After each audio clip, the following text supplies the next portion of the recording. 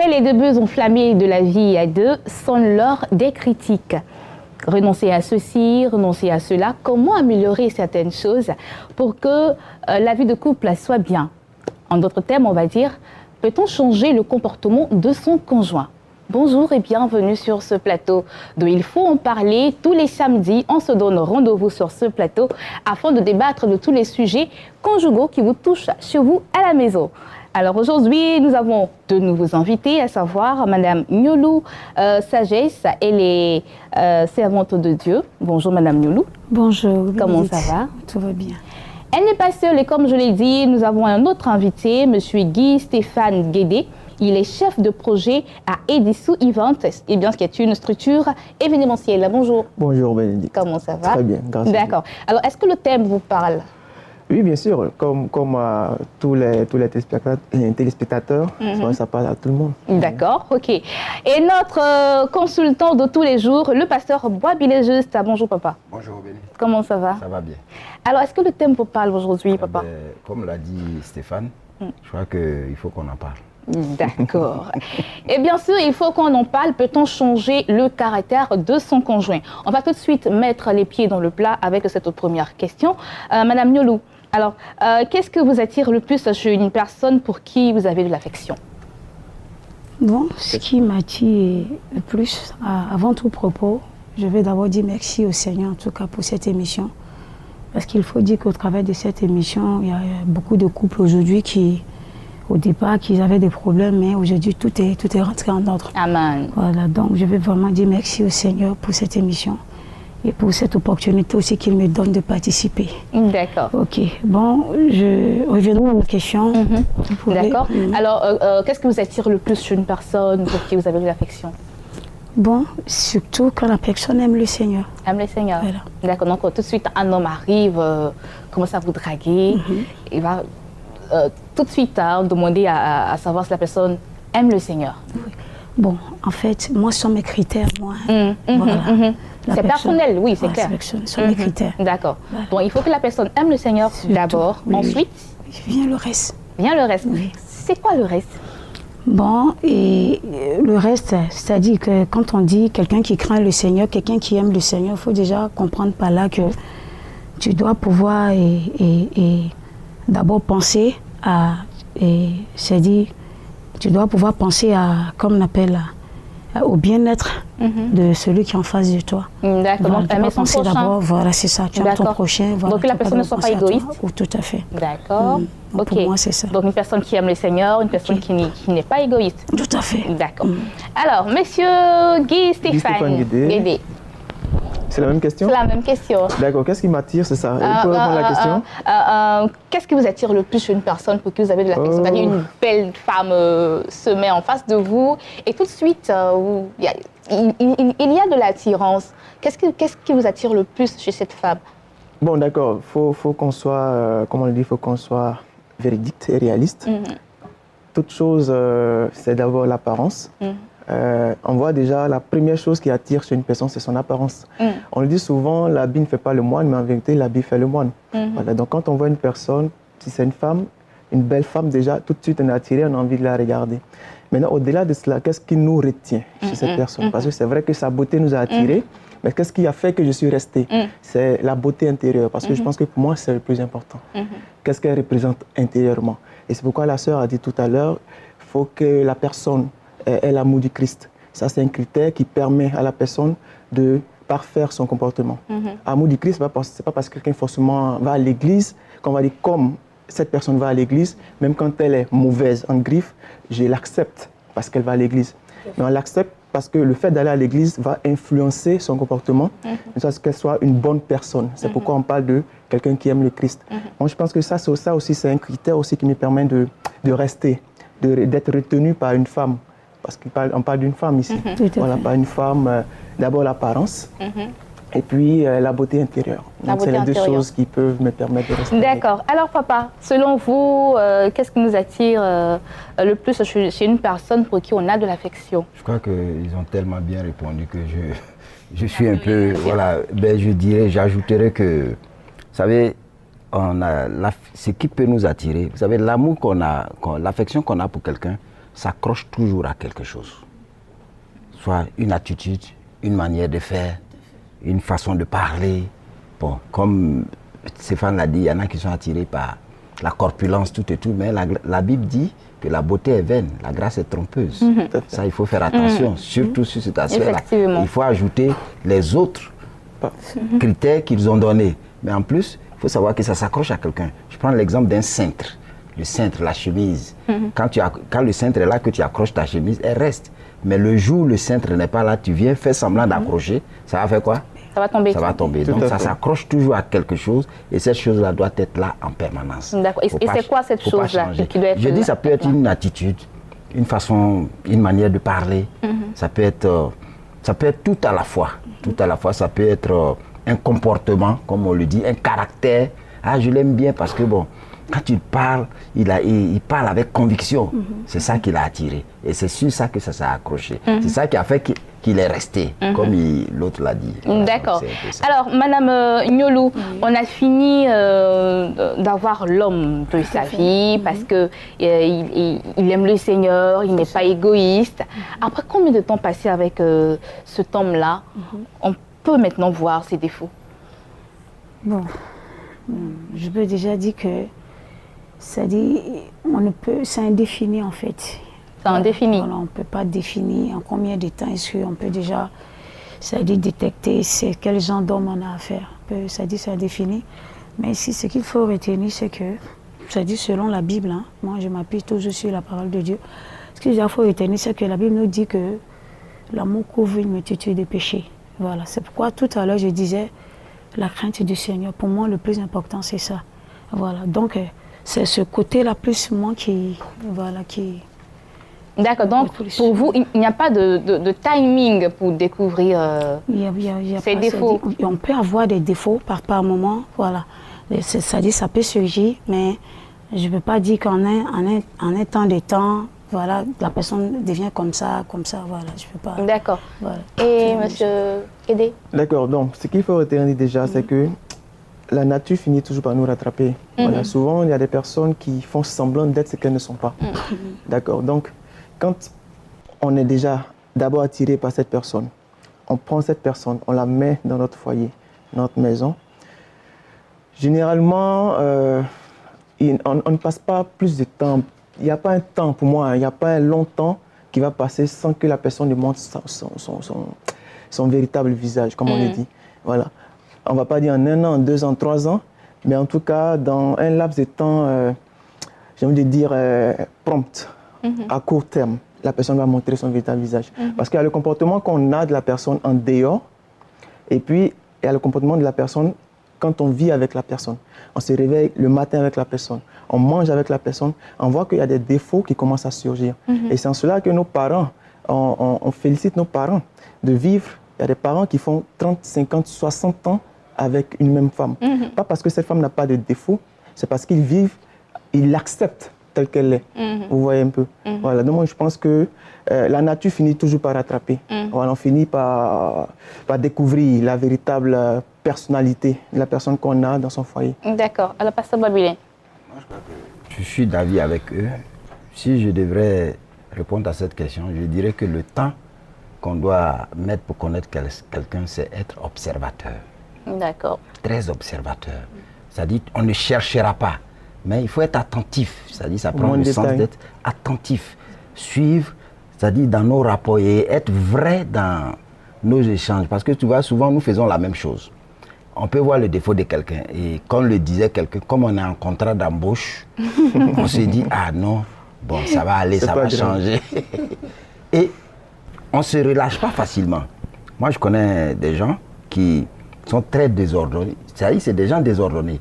Mais quand ils étaient en train de courtiser les choses, c'est des gens qui étaient rangés. Mais une fois embauchés, c'est fini. Il vient, il jette la culotte ici. Ah, donc c'était ça. Donc on ne découvre pas ça du coup. C'est au fil des années que les choses sortent. Les choses sortent, tu vas voir qu'il portait les gros pantalons parce qu'il avait les pieds X. Bon. Donc il y a beaucoup de choses, c'est ça. Il n'y a pas de temps déterminé. Il faut être observateur. Donc même dès le premier jour, on peut voir ses défauts. C'est possible. Il peut avoir un aperçu. Mais la première impression ne doit pas nous donner de juger la personne. Tout à fait. Non, la première impression, souvent, elle peut nous tromper. Attendons de voir. Laissons le temps au temps et on observe. D'accord. Alors, Madame Nyolou, comment détecter ces défauts-là chez son partenaire? Son partenaire, bon, c'est ce que tout à l'heure, là, papa venait de le dire tout à l'heure. C'est-à-dire qu'il faut être observateur. C'est-à-dire, tu vis avec la personne. Tout de suite, quand la personne venait avec toi, sur le champ, tu ne pouvais pas déjà, c'est-à-dire, détecter son comportement. Mais une fois vous vivez ensemble, au fur et à mesure, comme il le disait tout à l'heure, tu vas te rendre compte que, après tout, nous sommes des êtres humains, on a forcément des défauts. Tu te rends compte qu'à un certain moment, bon, il y a certaines habitudes qui surgissent, que tu n'avais pas vu dès le départ, auparavant. Voilà, ça, c'est-à-dire, si tu observes, tu verras qu'à la longue, ce comportement. D'accord. Monsieur Guédé, comment détecter ces défauts-là chez sa partenaire? Parce que là, tout à l'heure, vous avez dit que nos parents vivaient avec... Oui, tout à fait. Ils font 30 ans, 40 ans de mariage, voilà. Ils ont découvert ces défauts-là. Ces défauts, oui, mais ils font avec. C'est comme papa a dit, au risque de me répéter, on finit par être observateur. Quand on vit dans le même foyer, monsieur regarde madame, madame regarde monsieur. Il y a des comportements que madame a montrés à monsieur qu'il découvre, qui n'ont peut-être rien à voir avec ce qu'il avait, l'idée qu'il se faisait de madame. Voilà. Mais si malgré tout cela, on reste quand même ensemble, parce que quelque part, on a réussi à surpasser ce défaut-là. Donc moi, je ne dirais pas découvrir le défaut de la personne, parce que chacun de nous a un défaut. Ça, c'est clair. Il n'y a pas de personne ici qui puisse s'asseoir et dire « je suis 100% fait de qualité ». Ça n'existe nulle part. Donc chacun a ses défauts. Et c'est parce qu'on vit ensemble qu'on finit par découvrir ces défauts-là. Et la personne n'invente pas des défauts. C'est des défauts qui lui étaient propres. Donc on ne fait que découvrir parce qu'on est maintenant au quotidien avec cette personne-là. Donc le tout, c'est de... Si ces défauts, je pense qu'on va y arriver, si ces défauts peuvent être améliorés, voir dans quelle mesure les améliorer. Sinon, dans le cas contraire, bon, accepter la personne telle qu'elle est. D'accord. Alors papa, comment détecter ces défauts? En fait, je prends au mot, on ne cherche pas les défauts, on les découvre. C'est la bonne formule, la bonne attitude à avoir. Tu ne vas pas t'asseoir là, mais attends, je vois si elle est comme ça. On découvre, on les découvre. Et puis je crois que ces défauts-là ne sont... C'est-à-dire, je mets ça en griffe. Ça peut être des différences. Nous sommes différents. C'est-à-dire, de par l'éducation que j'ai reçue, parce qu'on cherche ça, on considère ça comme défaut par rapport à nos attentes.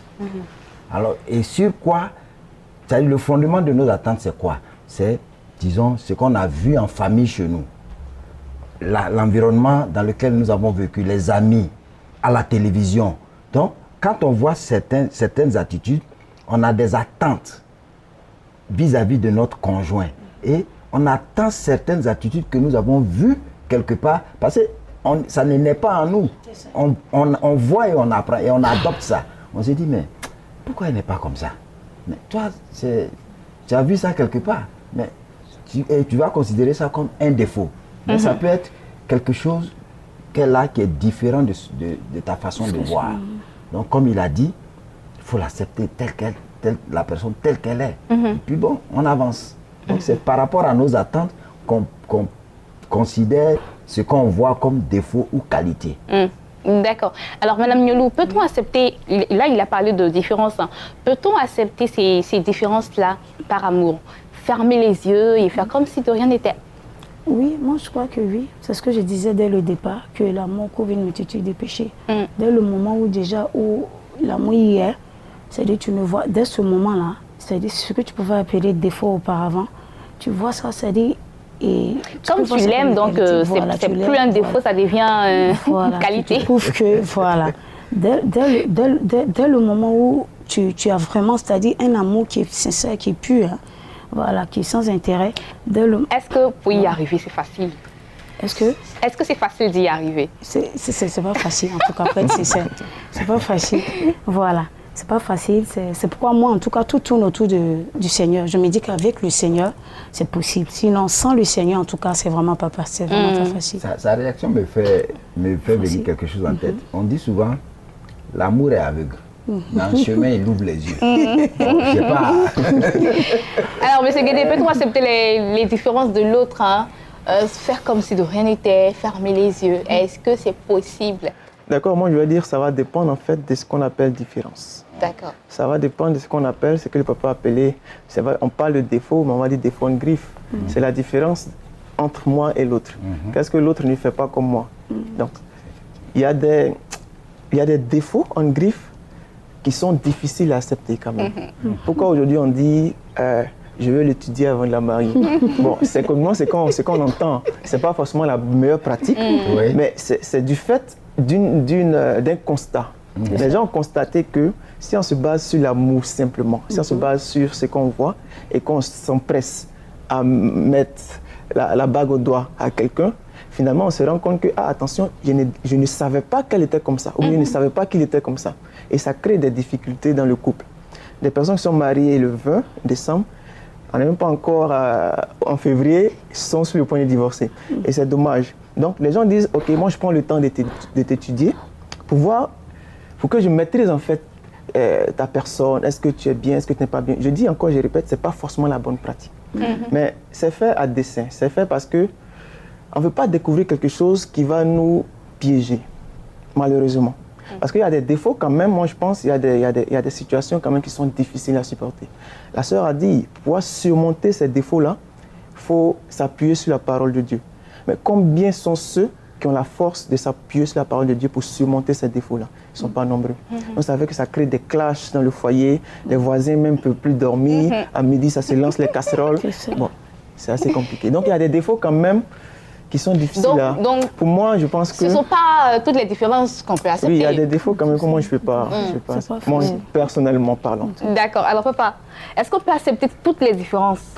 Mais tu vois, ce qu'on appelle différence, en fait, ça peut être des qualités. C'est-à-dire, les différences peuvent être enrichissantes. Je prends une anecdote. Ils ont demandé à un singe, à un oiseau, à un éléphant et puis à un escargot et à un poisson de grimper à un arbre le plus rapidement possible. Il y a un singe, il y a un oiseau, tout ça.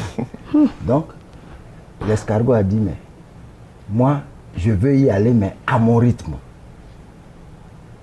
Parce que c'est ça, c'est comme ça il est. L'oiseau dit, mais il est de grimper là. Moi, je vole dans les arbres seulement. Donc, chacun y va selon ses capacités. Et le singe a dit, oh, ça, c'est un jeu d'enfant, ça. L'éléphant a dit, mais que de grimper à l'arbre là, je vais déraciner ça. Le poisson a dit, mais vous voulez ma mort? Moi, j'ai sorti de l'eau pour aller là-bas. Donc, tu vois, d'accord, mais chacun doit aller à son rythme. Et c'est ça qui peut être enrichissant. Parce que ce que toi tu appelles défaut chez moi, ce que toi tu appelles défaut chez moi peut être une richesse pour toi. C'est-à-dire t'aider à, disons, changer quelque chose que tu as en toi. Quand tu perçois ça comme un défaut, ça c'est pas, ce que toi tu penses n'est pas la norme. Pas toujours la norme. Donc, ce défaut-là, entre griffes, va t'amener à corriger quelque chose dans ta vie. Donc, c'est là le côté enrichissant des différences. Et les différences sont faites pour que je sache qu'on est différent. Tu es femme, moi je suis garçon. La différence est fondamentale. D'accord, donc je prends un exemple. L'homme, il est fougueux, la femme, elle est calme. Là, c'est vraiment un contraste là. Comment accepter la fougue de l'autre et comment accepter le calme de l'autre partenaire? Ben, je crois qu'on va demander aussi. Est-ce que c'est possible, les deux? Moi, je dis, il est démontré en science que deux bornes de même... comment on dit les scientifiques là, voilà, enfin, vous savez de quoi je parle. Deux bornes positives ne peuvent pas aller. Voilà, donc c'est plus et moins qui s'attirent. Donc, généralement, on constate que quand nous sommes dans un foyer où la femme est calme, l'homme, c'est tout le contraire. Quand l'homme est calme, la femme, c'est tout le contraire. On se demande comment ces deux-là font pour s'entendre. D'ailleurs, on n'arrive pas à comprendre. Mais en vérité, c'est ça en fait. Et je suis d'accord avec ce que papa a dit parce que la différence, lui, il a peut-être envie d'être fougueux, mais il est calme. Donc, c'est ce qu'il n'a pas qu'il recherche en l'autre. Voilà, c'est son âme sœur. Donc, en elle, il se reconnaît. J'ai envie d'être comme ça. Ah, en elle, je me reconnais. Donc, quand je l'amène dans ma maison, ça veut dire que si on a affaire à quelqu'un, on a deux types de comportements. À quelqu'un où il faut agir de façon calme, moi j'agis de façon calme. Où il faut agir de façon truc, elle est là pour ça. Donc, on se complète. Mais quand on a affaire à deux personnes qui sont tous fougueux, bon, si on a fait affaire à une situation où il faut être calme, bon, qui vient calmer la situation? D'accord, donc vous pensez que les deux peuvent aller ensemble? Bon. Ou bien c'est un peu compliqué? Non, là, je crois que c'est compliqué. Il faut forcément, comme il venait de le dire tout à l'heure, voilà, parce que c'est les deux qui se complètent. C'est-à-dire l'autre qui est calme ou soit l'autre qui est fougueux. Il faut bien que celui qui est calme arrive un peu à s'écouiller un peu, celui qui est fougueux arrive un peu à s'écouiller un peu celui qui est calme. Voilà, d'accord. Voilà. Et à ce propos, comment faire des remarques à l'autre, pour ne pas que l'autre soit frustré? Bon, moi je pense que il faut beaucoup faire les choses avec sagesse aussi, hein, voilà. C'est-à-dire, il y a plusieurs façons de le faire. Par exemple, bon, moi je peux prendre un peu mon exemple. Moi, quand c'est comme ça, j'attends. Parce que quand c'est au moment où soit la chose se passe, c'est encore frais. Voilà, donc tu peux attendre soit au moment, c'est-à-dire au coucher, voilà, où les enfants sont pas là, ou même tu peux aussi faire sortir même en fait le conjoint. Ah, vraiment, j'aimerais qu'on discute un peu autour d'un pot. Voilà, et puis là, tu profites en même temps pour essayer de parler. Ah, vraiment, voici, j'ai vraiment pas apprécié tout. Je pense que c'est des techniques aussi qui marchent.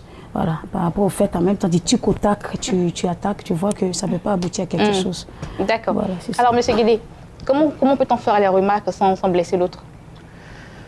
D'accord, donc déjà par la manière, il y a la façon de faire une remarque à l'autre. On peut dire à quelqu'un, je n'aime pas ce que tu fais, sans l'énerver forcément. Et souvent, on n'agit pas dans le feu de l'action. Parce que là, quand on est énervé, il y a des choses même qu'on dit, qu'on fait, qu'après on regrette. Donc, pour le monsieur qui connaît sa femme, pour la femme qui connaît son mari, quand elle le voit dans cette situation, c'est pourquoi il est important encore d'avoir deux types de personnes. Un fougueux, un calme. C'est pourquoi les deux peuvent s'entendre. Parce que si les deux sont fougueux, mais écoutez, elle parle 1, il parle 2, il parle 3, il parle 4, donc finalement c'est le voisin qui vient séparer. Or, quand elle est calme, il parle, il tempête, il crie, il crie. Bon, généralement, ce sont les femmes qui tempêtent beaucoup. Donc, je vais prendre l'exemple inverse. Mais pourquoi les femmes? Il y a aussi les hommes qui parlent beaucoup. Les hommes, généralement, sont calmes. Ah bon? Oui. Moi, je prends mon cas. La sœur a pris son cas tout à l'heure, moi, je prends mon cas. Les hommes, généralement, sont calmes face à toute situation. Elle va parler, elle va crier, elle va parler, elle va crier. Si tu réponds, elle va donner 2 réponses. Tu réponds 3, elle va donner 6 réponses. Donc, souvent, quand tu connais ta femme, elle parle, elle tourne, elle parle, tu es calme. Et généralement, quand tu es calme, ça l'énerve. Elle parle, puis tu es calme. Souvent, même tu regardes la télévision, et elle parle derrière, elle parle. Donc, elle va venir, elle va éteindre la télévision. Mais moi, je parle et tu regardes la télévision. Donc, ce que je dis, ça ne t'intéresse pas. Donc, tu te calmes et puis tu l'écoutes. Elle parle, j'aime pas. Mais quand ce qu'elle dit n'est pas forcément vrai, ou ce qu'elle fait n'est pas forcément bien, mais tu laisses le temps de calmer les choses. Quand tout est calme, elle s'est calmée, tout et tout. Après un certain moment, tu peux maintenant revenir et puis dire, attention, par rapport à la situation qui vient de se passer, voici mon point de vue. Je souhaiterais que dorénavant tu fasses ceci, tu fasses cela. Et comme elle a changé de tempérament, elle est plus apte à écouter.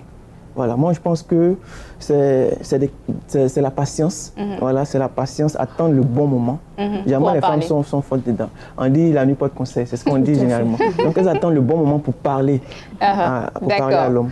Alors papa, comment faire des remarques? Je vais résumer ce qu'il disait, soyez là à parler. Et prompt à écouter. C'est très important. Parce que tout de suite, vous voyez souvent, quand vous voyez un dialogue où celui qui est en face de vous, il ne vous écoute pas parce qu'il est en train de chercher la réponse à ce que vous êtes en train de lui dire. Quand vous êtes en train de parler, il cherche, il dit celui-là, c'est que je vais lui donner. Donc, en fait, il ne vous écoute pas. Il est en train de chercher ce qu'il va répondre. Mais dans ce genre de cas, il faut se poser certaines questions. C'est-à-dire, est-ce que ce que je vais dire, la remarque que je vais faire, va dans l'intérêt de notre foyer, le bon intérêt de notre foyer? Est-ce que, je ne cherche pas quelque chose de personnel? Est-ce que ce n'est pas égoïste ce que je veux faire, l'acte que je veux poser? C'est-à-dire, il faut se poser un certain nombre de questions. Parce que, vous voyez, c'est, comme ils l'ont dit tout à l'heure, la manière de parler. Le langage, souvent, compte. Vous voyez, vous êtes en train d'échanger, tu lui fais des reproches. tout, et puis elle dit, ah, je ne suis pas d'accord, c'est faux, ce que tu as train de dire là, c'est faux. Non. Tu me dis simplement, c'est vrai, je respecte ton avis, mais je ne le partage pas. D'accord. Et puis on s'en va. Mais c'est faux, tu mens. Non, ça ne va pas. Donc il y a le langage, et puis il y a le punch avec lequel comme il a dit tout à l'heure, il est là, il regarde sa télévision, là, je vais lui donner un carton jaune. Parce que c'est une situation d'indifférence. Parce que c'est comme ça qu'elle interprète ça. Elle dit, mais il est indifférent. Attends, c'est mon mari qui est là après tout. Je lui parle, il ne m'écoute pas. C'est-à-dire, elle est en souffrance. Elle est en souffrance. Ses sentiments sont perturbés. Donc, elle cherche refuge quelque part. Et puis, celui vers lequel elle peut trouver refuge, c'est à toi seul qu'elle peut s'adresser. Tu ne l'écoutes pas, tu es là, ton interlocuteur, ça devient la télévision. Non. D'accord. Donc, dans ce cas, qu'est-ce qu'il faut faire? Ne pas regarder la télévision? Non, moi, je crois que, comme il a dit, il faut mettre bas la terre, la prendre doucement. Et puis, mais est-ce que là, à l'instant où c'est chaud, on peut la prendre? Non, quand je dis mettre bas la terre, c'est-à-dire laisser que la chose baisse d'intensité, la température baisse. Justement, c'est en cherchant à baisser d'intensité que lui regarde sa télévision. Et ça, là, c'est pas... Au contraire, l'électricité était... Ça monte. Ça monte, la température monte. Ce que nous devons, c'est ce que les hommes aussi doivent comprendre, c'est que c'est pas que les femmes sont compliquées, ils parlent beaucoup, hein. Comme le disait tout à l'heure le frère, en tout cas sur ce point-là, je ne suis pas vraiment d'accord. Le problème, c'est que nous, les femmes, c'est dit, la femme veut surtout qu'on l'écoute, qu'elle est en train de parler. Il faudrait qu'elle aille au bout de ses idées. Il faudrait que, ça dit, le monsieur arrive à comprendre la femme. Mais pour comprendre, il faudrait que, ça dit, il soit attentif. Imaginez-vous un instant, soit, comme on appelle, papa boit billet, ça dit, je suis en train de parler avec lui. Et puis bon, imaginez-vous, parce que dans la communication, il n'y a pas que seulement le verbe. Hein. Ce n'est pas que seulement le verbe. Il y a aussi les gestes. C'est aussi gestuel. Donc, c'est-à-dire, imaginez un instant, je suis en train de parler avec lui, et puis soit quel exemple je peux prendre? Voilà, il est occupé à autre chose. Ou bien soit, comme il a dit tout à l'heure, il regarde la télévision. Il ne s'occupe pas tout. Mais ça prouve même que c'est un manque de considération. D'accord. Parce que si tu considères vraiment ta conjointe au moment où elle est en train de parler, c'est-à-dire les yeux. Les yeux dans les yeux. Voilà, c'est ça. Vraiment. Mais ça, c'est les yeux yeux. Normal, c'est ça. Pour montrer que tu accordes plus d'intérêt à ce qu'elle est en train de dire. Voilà. Et ce que nous devons comprendre, deux personnes qui communiquent, il y a celui qui écoute, il y a celui qui parle. Mais c'est-à-dire, pour qu'ils arrivent à se comprendre, il faille que celui qui écoute se dispose aussi à écouter et comme on appelle, à comprendre celui qui est en train de parler. Et c'est vice-versa. D'accord. Voilà. Ok, donc on va résumer qu'il faut écouter. Il faut savoir écouter l'autre qui est en train de parler. D'accord. Et c'est sur cette réponse-là qu'on va clore cette première partie. Ne vous inquiétez surtout pas. Déjà? On revient, oui, déjà malheureusement. On revient la semaine prochaine, toujours avec ce même thème. Peut-on changer le caractère de son conjoint? D'ici là, portez-vous bien et retrouvez la rediffusion de cette émission sous le coup de 23h, toujours sur le canal de Béni TV. Au revoir.